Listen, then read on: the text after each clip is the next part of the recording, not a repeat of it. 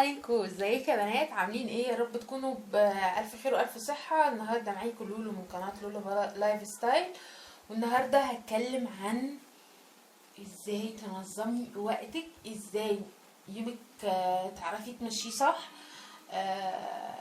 كانت الحاجة اللي البنات طلبتها ان انا المفروض ابتدي بسلسلة تنظيم الوقت. بالنسبة اليوم عندي ما بيبتديش من الصبح، اليوم بيبتدي من اليوم اللي قبليه بالليل. ازاي يا هالة يومك بيبتدي من اليوم اللي قبليه بالليل؟ ده اسمي الحقيقي على فكرة. يومي بيبتدي بايه؟ يومي بيبتدي من اليوم اللي قبليه. ازاي؟ ان انا بجيب البلانر بتاعي، البلانر الحلو الجميل ده اللي احنا اتفقنا ان احنا نعمله. الجزء بتاع التودو ليست اللي هو الجزء ده، باجي مثلا احنا النهارده زي السبت، باجي اكتب اني مش النهارده بقى، النهارده بالليل بقعد اخطط ليوم الاحد. بكتب هنا اليوم والتاريخ بتاعي ايه بالظبط، بعمل ايه، بكتب فيه ايه الحاجات اللي عندي اللي عايزه تتعمل. الحاجات اللي عندي اللي عايزه تتعمل دي في حاجات بتتعمل عندي كل يوم، في روتين تنظيف كده للبيت بمشيه كل يوم، ده بيتعمل. في حاجات بتتعمل مرة في الأسبوع، في حاجات بتتعمل مرة كل شهر. طيب ما هو انتي ما تتكلمناش بقى عن تو ليست واحنا اصلا مش عارفين ايه اللي بيتعمل كل شهر وايه اللي بيتعمل كل اسبوع. بالنسبة لي انا هكلمكم عن الحاجات اللي انا بعملها مثلا مرة في الشهر، مرة في الاسبوع، والجداول بتاعتي او الروتينات بتاعتي. بالنسبة انا لكل يوم، بصحى الصبح على خير كده، اول حاجة بعملها عندي بشغل غسالة الاطباق، وبشغل عندي غسالة الهدوم.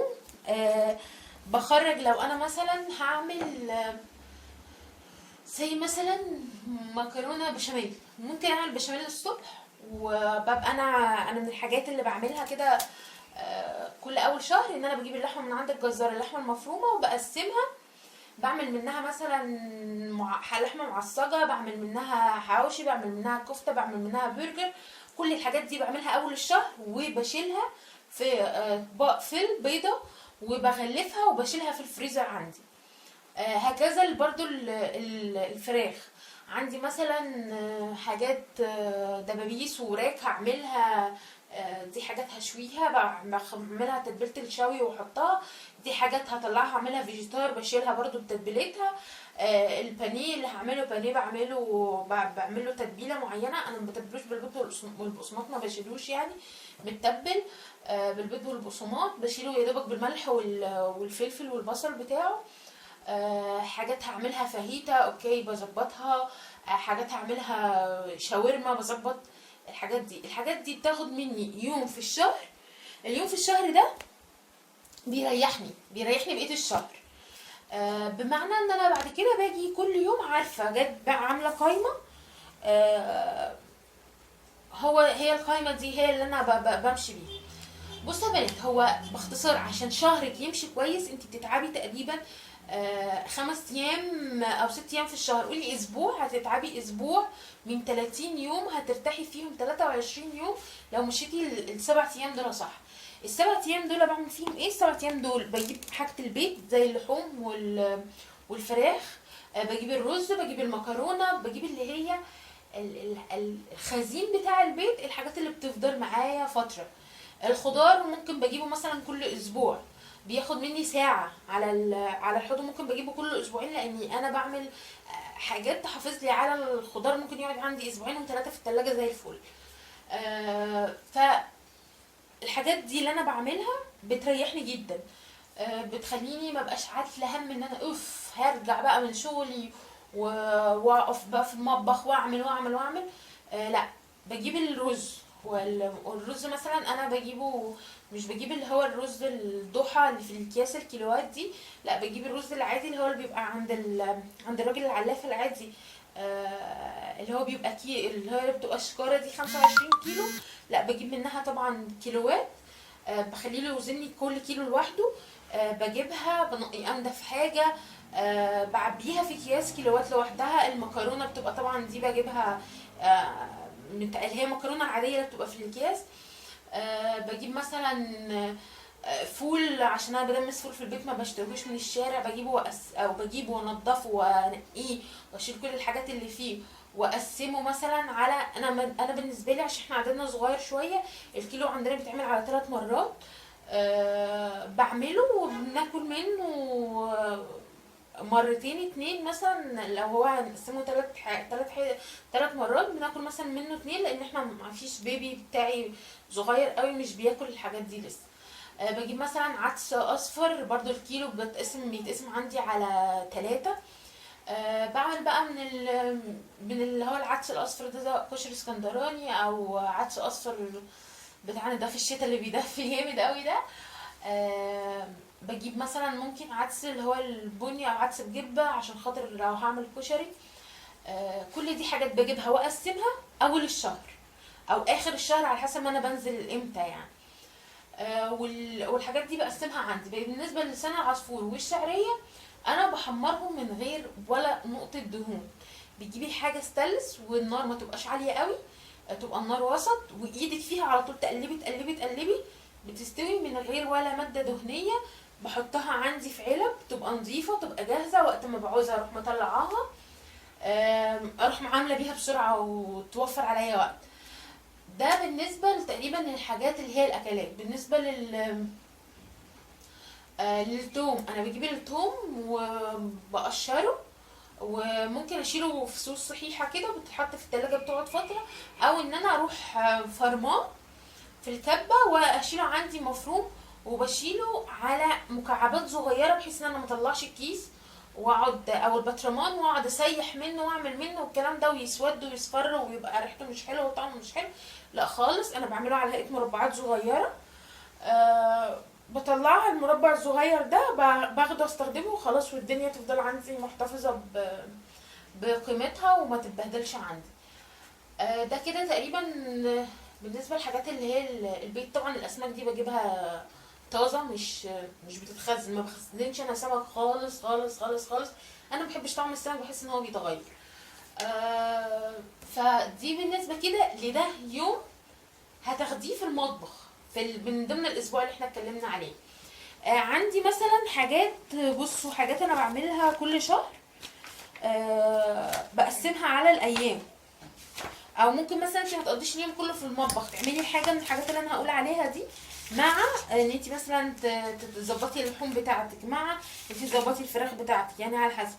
يعني انا عندي مثلا ان انا كل شهر بعمل ايه، دي قائمه الحاجات اللي انا بعملها كل شهر.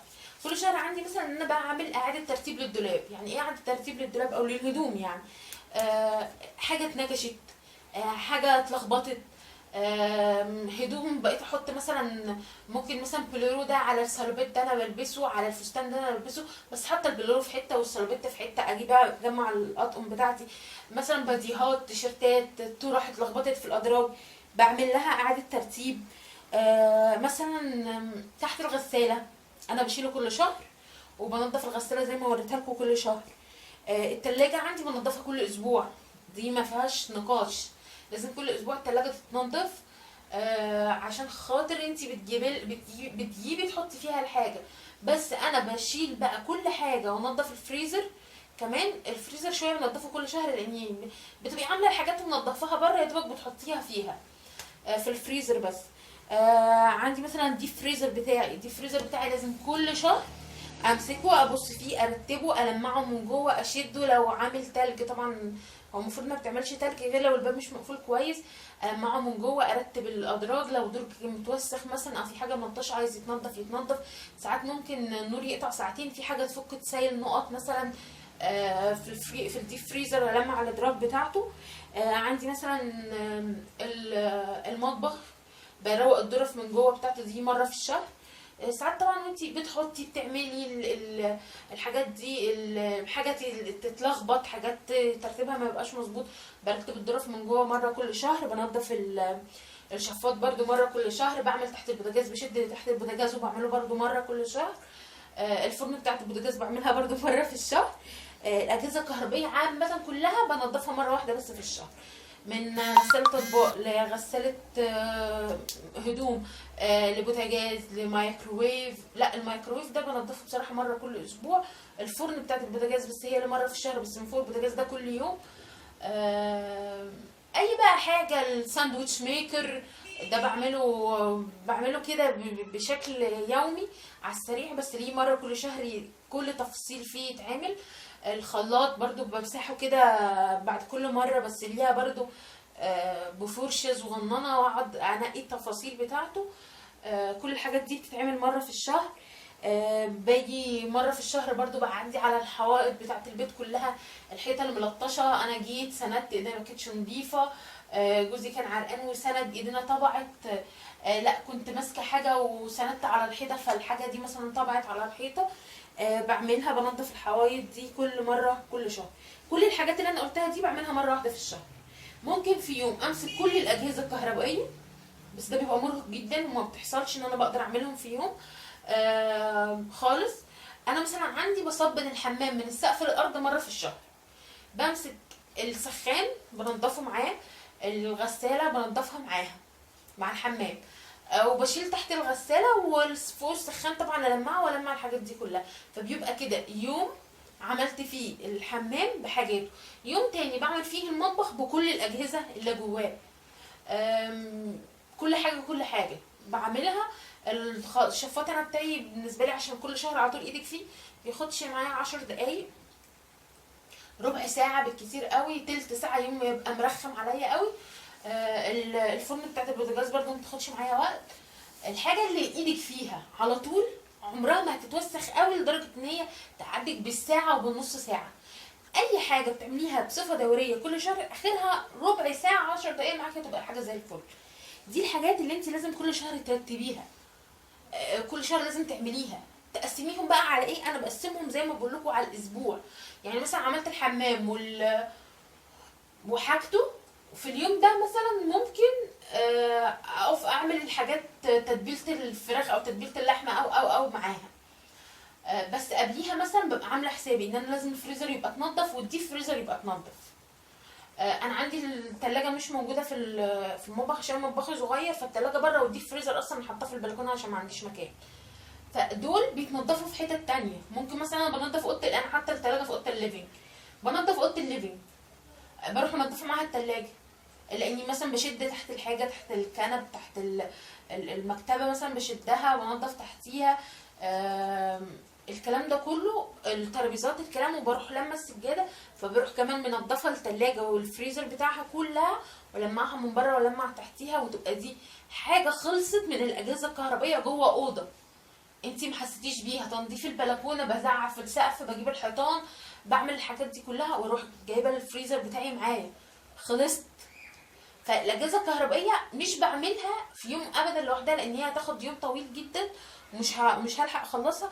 ولا اني انا مثلا باجي اقعد اختار، ما هو انا لو عملت الفريزر اوكي البلكونه هتتوسخ، لو عملت التلاجة اوريدي الاوضه مش هتتوسخ الارضيات بتاعتها. فلما بعمل الاوضه بروح سحب معايا الحاجه اللي موجوده فيها، الاجهزه الكهربائيه الموجوده فيها، الحمام الاجهزه الكهربائيه الموجوده فيه. بخلي دايما اخر حاجه المطبخ والاجهزه الكهربائيه اللي في المطبخ لحد ما بعمل الخزين بتاع الشهر. بروح جايبه تبقى اخر حاجه اللي هو بحط الرز والمكرونه، بروح منزله الظرف منضفاها، برص الحاجه كلها على نظيف، تبقى حاجتي نظيفه ومطبخي نظيف. مفيش عندي اي حاجه تقريبا كده، كل الشقه عندي بقت زي الفل. النجف برضو، النجف انا بعمله بخاخه فيها ميه، او لو انتي عندك بتجيبي ملمع للازاز، برش حبه ملمع للازاز بينزلي بقى التراب، بياخد التراب، وبعد كده بفوطه نظيفه او بورقه جورنان نظيفه ابتدي المع مثلا لو هي على ازاز، ابتدي المع الحاجات بتاعتها بتبقى زي الفل. ودي ما بعملهاش كل شهر، يعني مثلا ممكن شهر وشهر شهر لا، بتبقى زي الفل. ده مثلا انا كده وريت لكم نموذج للحاجات اللي بتتعمل كل شهر والحاجات اللي بتتعمل مثلا كل اسبوع. يعني هو الاسبوع ده بتعب فيه، مش يعني مش ما بتعبش، لا بتعب فيه جدا. ودايما ببقى مظبطه ان يبقى عندي اكل، حاجات جاهزه. ممكن بقى الاسبوع ده نقضيها نواشف، مش نواشف بقى اللي هو مكرونه والكلام ده لا، النواشف اللي هي الفول، مسقعه، الحاجات دي هي بتبقى حاجات سهله ومش بتاخد منك دبكه كتير. لانك مش بتمشي طبعا طول الشهر لحوم وفراخ، انا شخصيا بزهق، يعني انا عمري ما اقدر اكل طول الشهر لحمه وفراخ وسمك، لا لازم يوم كده اعمل فيه مسقعه. انا مثلا احنا بيتنا هنا بنحبها جدا، فيوم يبقى بطاطس. عارفين اللي هو احنا كمصريين، مش عارفه العرب ايه الدنيا عندهم يعني، مش عارفه انا اكلات عربيه مثلا كتير قوي. بس احنا مثلا عندنا هنا في حاجات بتاكل جدا جدا جدا.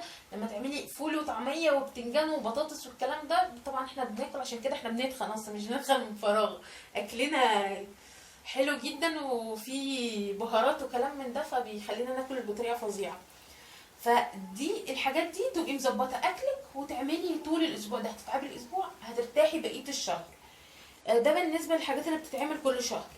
في حاجات عندي بتتعمل كل شهرين، وحاجات بتتعمل كل 3 شهور وكل 6 شهور. بالنسبه، وفي حاجات بتتعمل كل سنه. كل سنه او بالكتير قوي لو انا مهمله شويه في السنه دي، اغسل السجاجيد مرتين في السنه او مره في السنه، بس هي في الغالب بتبقى مره في السنه. النيش بتاعي بنزله وانضفه كله مره في السنه.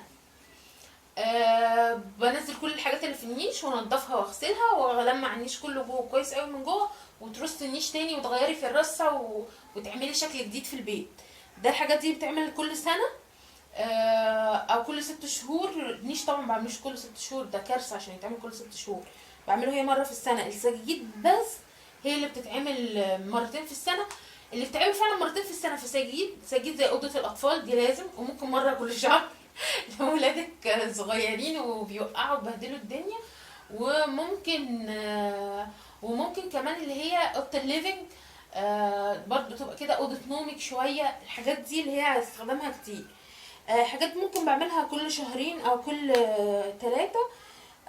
كل شهرين، كل 3 شهور بنضف فوق الدولاب، بيجي فوق الدولاب واروح منضفاه، وفوق النيش بروح منضفاه. كل شهرين بمسك المطبخ، بطلع كل تفصيلة في المطبخ وبنضفه كويس جدا. دي كده كل الحاجات اللي انا بعملها مرة كل شهر او مرة كل شهرين. وبمشي الدنيا بتاعتي ازاي. بالنسبة لكل يوم، كل يوم عندي الصبح لازم اصحى من النوم، اشغل غسالة الاطباق واشغل غسالة الهدوم، واطلع الحاجات اللي بعملها للغدا. لو حاجة في جزء هيتعمل ماشي، واحضر الفطار، بنشر غسيل لو في غسيل عايز يتنشر، بلمع الترابيزات كده من فوق الوش عشان التراب، ولو في حاجه مش في مكانها، معني انا لازم ابيت الشقه كل حاجه في مكانها اعملها. وطبعا لو عندي زباله، انا في المنطقه اللي انا عايشه فيها مفيش حاجه اسمها زبال، انت لازم تاخدي زبالتك وانت نازله، فلازم اخد الزباله واربطها واخرجها معايا وانا نازله الصبح، ده لو ما نزلتهاش بالليل. فده عندي يعني في الشتاء يعني ببقى بردانه بصراحه ان انا انزل بالليل، فبربطها كويس قوي بالليل، ما بخليش فيها اي حته عشان ما فيش صرصار يخش لي من اي حته يعيش لي في بتاعه الزباله، واروح منزلها معايا الصبح. بعد بقى ما برجع لازم اشغل مكنسه، المطبخ لازم يتنضف، بوتاجاز وحوض وارضيات كاونترز بتاعتك، الحمام لازم يتنضف طبعا، لازم لو عندك هدوم تطبقيها، لازم تفرغي غسالة المواعين، تحطي المواعين بقى اللي نطفت دي في مكانها. ولو في حاجة مش نظيفة بالليل بروح مجمعة كله وحطاه فيها، بس انا بحطهم كل وجبة اول باول، بس لو في حاجات للعشاء بحطها. دي بالنسبة يا بنات لخطة كده سريعة جدا جدا جدا، انت ازاي توفري في وقتك، ازاي تريحي نفسك، ازاي ما تتعبيش نفسك وتلودي كل يوم على نفسك بلود. هو اسبوع في الشهر وساعة كل يوم هتخلي الدنيا معاكي ستيبل وكويسه جدا. الحاجات اللي انا بقولها لكم عليها دي الصبح ما بتاخدش مني نص ساعه، والحاجات لما برجع ما بتاخدش مني بالكتير قوي ساعه. بتاعه الصبح دي ما بتكملش كمان نص ساعه، لان بتدوسي انت على زراير. غساله الهدوم ببقى ملياها، غساله المواعين ببقى ملياها، زراير بتدوسيها وخلاص. هو ماكسيمم التراب بياخد مني بالظبط 5 دقايق، نشر الغسيل باخد مني 10 دقايق. فهي ربع ساعه الصبح، تلت ساعه تخلي الدنيا مستقره، تظبطي الدنيا. مفيش اسهل من كده. دي بشكل عام الروتين، الحاجات اللي بتوفر لي الوقت.